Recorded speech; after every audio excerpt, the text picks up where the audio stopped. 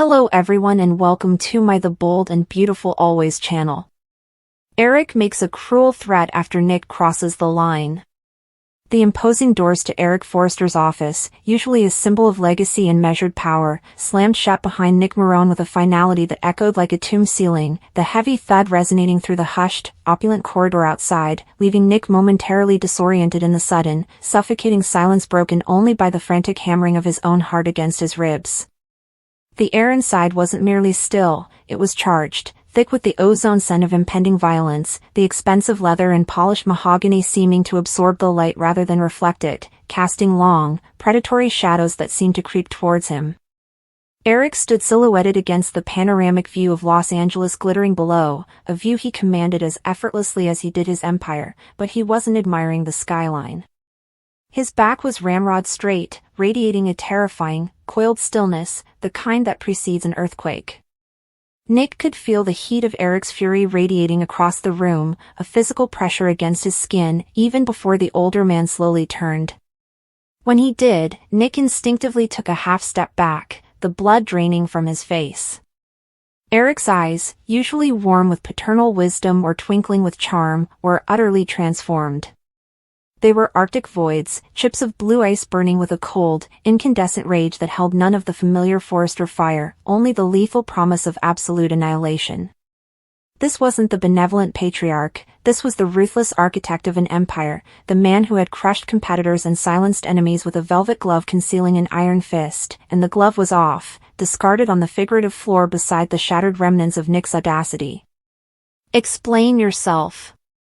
Eric's voice, when it finally cut the silence, was dangerously low, almost conversational, yet it vibrated with a suppressed fury that made the hairs on Nick's neck stand on end. It wasn't a request, it was a command issued from the gallows. "Explain how you, Nicholas Marone, a man welcomed into this family, given a position of trust, a seat at my table, could possibly believe you had the right." The foolishness.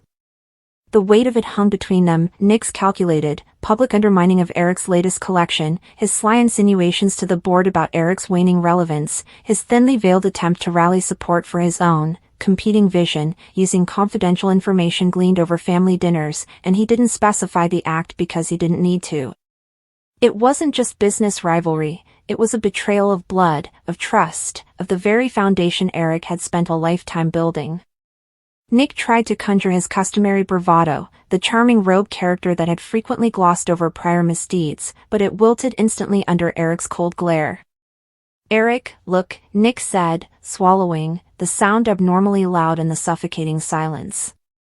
Even to his own ears, his voice sounded reedy as he said, "It wasn't personal. The market. It's changing. Quick.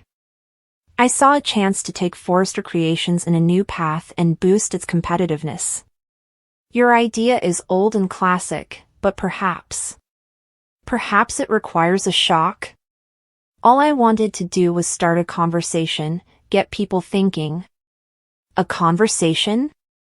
Eric took a single, purposeful step forward, his presence appearing to spread, filling the large office, and his voice cracked like a whip, breaking Nick's weak defense. "You planned a calculated coup attempt in the middle of a board meeting, Nicholas," Eric said. "You supported your own modest goals with confidential plans, my designs, ideas that were discussed over scotch in this exact room. You tried to turn those who were devoted to this name, to me, against the guy who constructed their roof and the name that appears on their paychecks by whispering poison in their ears." Eric's hand slammed down on the polished surface of his desk, not in a gesture of uncontrolled anger, but with the terrifying, controlled force of a judge delivering a sentence. The heavy crystal paperweight jumped, the sound a gunshot in the stillness. "You didn't want a conversation, Nick. You desired a rebellion. While you believed the captain was preoccupied with his legacy and not paying attention, you wanted to take the helm. You believed you had spotted weakness. You were mistaken." Nick winced as the charge hit home. "Eric, I've got ideas. Excellent ones. New blood is needed at Forrester Creations. You can't simply I choose what is required by Forrester Creations. This company is my life's work. Eric yelled, his restrained rage finally erupting like a flash of volcanic heat in the freezing tundra of his eyes. Every thread of fabric bearing that label is woven with my blood, sweat, and tears. Your inflated ego and your desperate attempt to gain authority you haven't earned have no place here. You went too far today, Nicholas, he said, leaning forward and placing his hands on the desk while keeping Nick pinned to the board like a butterfly. Not a line in sand, but in bedrock. Not only did you confront me, but you also spit on the family that housed you. Ridge thought you had potential, but you betrayed him. Under the anger, there was a hint of deeper grief in Eric's voice as he said, "You betrayed Brooke. Who fought for you, who loved you? Everyone in this building who has faith in the Forrester name has been deceived by you. You believed you were being shrewd. Strategic? You were acting with disdain. So, here's what happens now, Nicholas," Eric said, his voice declining to a low, resonant whisper that weighed like mountains. "You will tender your resignation." Eric straightened, his imposing height seeming to scrape the ceiling, and the volcanic rage subsided, replaced once more by that terrifying, glacial calm. It was infinitely more frightening. He walked slowly around the desk, each measured step echoing like a drumbeat counting down to doom. He stopped just inches from Nick, close enough for Nick to see the flecks of steel in his icy blue eyes, to feel the cold breath of his condemnation. "Today. With instant effect. You will never return to Forrester Creations after you leave this building. Not as a worker. Not as an advisor. Not as a visitor." A flicker of indignation flared as Nick's jaw hardened. "You can't just." Eric interrupted him sharply. "Oh, I can, and I will. But that's just the start, Nicholas. That's who I am. Because what you did today wasn't just a business decision," the ironic word hung in the air. "I was the target of a declaration of war." The silence stretched tense as he hesitated, allowing the suggestion to sink in. "And I do not lose wars. You are terribly mistaken if you believe that retiring would be the end of your repercussions. In addition to creating a fashion house, I have spent decades creating an empire with contacts across continents and industries you could never have imagined. Nicholas, I know people. Strong individuals. Influential individuals. People who share my fervent hatred of betrayal and admiration for loyalty. If you so much as whisper a design concept you overheard here, if you try to launch your own label using any scrap of knowledge gained under my roof, if you attempt to poach one single employee who owes their career to this family, I will unleash a storm upon you that will make today look like a summer shower." Eric's eyes bored into Nick's, showing no mercy, no sign of the avuncular figure Nick had once known. "I will bury you," he said, leaning in closer and his voice growing even lower, becoming a chilling, intimate threat that seemed to seep into Nick's bones.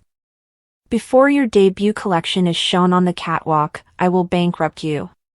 From Milan to Mumbai, I'll make sure that every bank, investor, and fabric supplier is aware of your backstabbing opportunistic nature. In this industry, you will be known as mud. Absolutely poisonous. Unemployed. If you're lucky enough to find someone who will touch you, you'll spend the rest of your days creating cheap knockoffs for fly-by-night enterprises." Nick's forehead began to perspire coldly, the defiance had vanished, replaced by a terrible fear. This was not bravado, but the Titan Eric Forrester, stating the truth.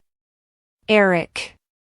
Please," was a feeble, forlorn plea. "And it won't stop at business," he said, the threat growing more intense, personal, and savage.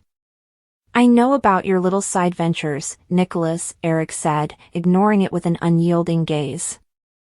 "The dubious investments, the debts you believed to be concealed. I am aware of the individuals to whom you owe favors, whose patience isn't as pardoning like mine has been. I'll give them a sledgehammer instead of just calling in those marks if they cross me or otherwise disobey me after today. Your life outside of fashion will be a horrible horror, I promise. The spotlight will be on every skeleton in your closet. Every mistake, ethical transgression, and corner cut will be reported to the appropriate publications and ears. There won't be somewhere for you to hide. No sanctuary. Eric retreated half a step, his stance exuding utter, terrifying power. Do you comprehend the entirety of what I am saying, Nicholas? There is no negotiation here. Your sentence is this. Give up. Leave my family's and my company's sphere of influence. Lick your wounds in darkness and solitude. You will never, ever try me again if you cherish what you have left, including your freedom, your reputation, and your roof over your head. The grand office, the symbol of everything he'd coveted, now felt like a prison cell, the walls closing in, the air unbreathable. Eric paused, allowing the suffocating weight of his words to crush the last remnants of resistance from Nick, leaving the younger man paralyzed, his face pale, his breathing shallow. Eric's final words landed with the finality of a judge's gavel, delivered not with a shout but with the chilling calm of absolute certainty. Your Rubicon was it. After you, burn the bridges. Leave. And ask your deity, if you have one, to never give me an excuse not to keep this vow. Because I promise you that if you force my hand, you will not survive it, Eric said, holding Nick's gaze while threatening to destroy him. Not in a professional capacity. Not in terms of money. Not in my opinion. I'm going to eliminate you. Eric did not point to the door, instead, he turned his back and looked back at the glittering city below. It was like a king shooing a traitor out of his presence, and the silence that followed was thicker and more terrifying than any shout. The ruthless threat hung in the air like a guillotine blade, leaving Nick Marone standing alone in the ruins of his ambition, shaking with the deep realization that he had indeed crossed a line, and Eric Forrester had just drawn the map of his desolation in. Taylor's secret lover reveal left Eric speechless. The elegant silence of the Forrester mansion shattered like fragile glass as Eric Forrester stood frozen in place, his aged yet dignified features carved into a look of absolute disbelief, the soft sound of classical music still playing in the background now feeling absurdly out of place as the words Taylor Hayes had just spoken echoed in his mind with such force it was as though the very walls of the house were reverberating with them. There's someone else, Eric, someone I've been seeing.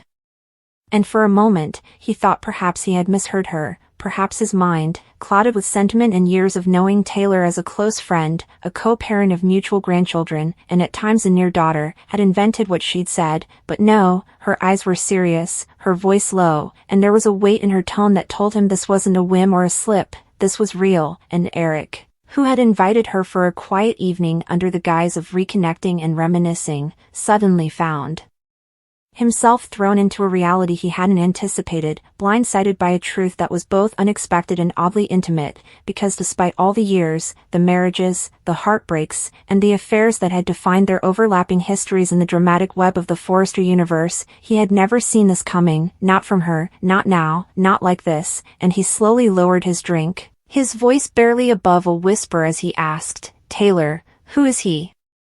She paused, clearly, her fingers twitching nervously against the side of her wine glass as though contemplating whether or not to say the name out loud, but finally she did, Jack Finnegan.